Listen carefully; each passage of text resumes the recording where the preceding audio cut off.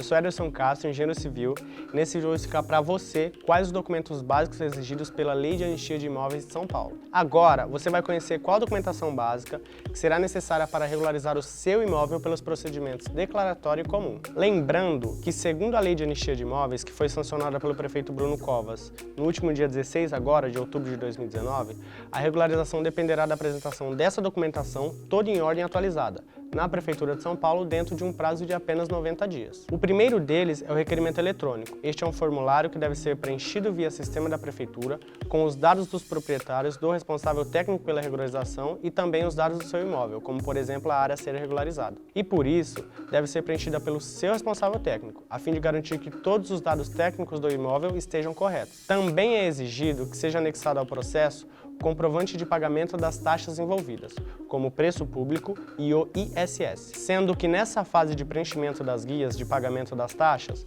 o escritório ou o técnico que você contratar precisa te auxiliar, pois qualquer valor pago a mais à prefeitura dificilmente conseguirá ser ressarcido. Você também deve ter em mãos uma cópia de seus documentos pessoais, já que será qualificado como proprietário do imóvel, cópia do seu IPTU, documento de propriedade do imóvel, que pode ser a transcrição ou a matrícula do seu lote no cartório de registro de imóvel. Caso estes documentos não estejam em seu nome, o seu contrato de compra e venda também será aceito para comprovar a sua propriedade segundo a lei aprovada. Claro que não é apenas isso.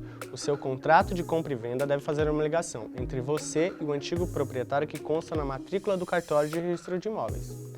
Ou seja, deve ser possível para o técnico analisar o seu processo e entender por quais proprietários esse imóvel passou, depois de vendido pelo dono que consta na matrícula até se tornar seu. Então, se por exemplo, na matrícula do seu imóvel consta como último proprietário registrado o José, mas você comprou da Maria por meio de um contrato de compra e venda, você também deverá apresentar o documento que comprove a venda anterior, do José para Maria e depois a venda dela para você, e assim concluir o caminho percorrido pelo imóvel desde que o proprietário da matrícula vendeu até chegar a você. Além desses documentos básicos que são exigidos no procedimento comum, também é obrigatório anexar uma planta atualizada, que é um projeto de regularização da construção existente no seu imóvel hoje. Este projeto, obrigatoriamente, deve ser elaborado seguindo um padrão próprio da Prefeitura de São Paulo e ser assinado por um engenheiro civil, que ficará responsável pelo seu processo e por atestar que o seu imóvel tem os requisitos básicos de higiene, acessibilidade, habitabilidade e estabilidade, apresentando uma assinatura de responsabilidade técnica, mais conhecida como ART. Muitas pessoas me perguntam se podem usar a sua planta antiga nesse processo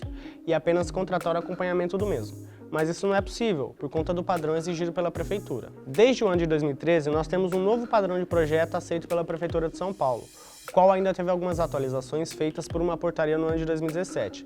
E se essas plantas não forem juntadas ao processo ou for anexado um projeto de padrão diferente do que é exigido pela Prefeitura, o mesmo poderá ser indeferido imediatamente. Ainda assim, é importante anexar ao processo uma cópia do comprovante de regularidade e a sua planta que um dia foi aprovada, caso você a tenha, porque isso pode ajudar a diminuir o valor das taxas a serem pagas. Então, se você está com seu imóvel irregular e quer aproveitar essa oportunidade, comece a preparar sua documentação o quanto antes, principalmente a planta atualizada do seu imóvel assinada por um engenheiro, pois sem ela o processo não poderá ser protocolado. E no caso de você perder o prazo limite de 90 dias, contados a partir de 1º de janeiro de 2020, uma outra anistia levará ao menos 10 anos para ser aprovado novamente, segundo o que diz a lei do Plano Diretor da Cidade de São Paulo. E se você precisar de ajuda com isso, entre em contato com um dos nossos especialistas da Castro Engenharia, pois nós estamos prontos para te orientar e te guiar até o final desse processo. Se você tem alguma outra dúvida sobre a anistia de imóveis, que ainda não foi respondida, deixa aqui os seus comentários que vamos responder a todos. E se a gente ver que muitas pessoas estão com a mesma dúvida que você, nós vamos gravar um novo vídeo sobre esse assunto. E se você acha que esse vídeo pode ajudar alguém com o mesmo problema ou dúvida que você, compartilhe com essa pessoa pelo seu WhatsApp, Facebook ou Instagram. Nós sempre estamos postando novidades. Então não se esqueça de curtir o vídeo e se inscrever para acompanhar o canal e ficar por dentro de tudo sobre a nova anistia de imóveis de São Paulo.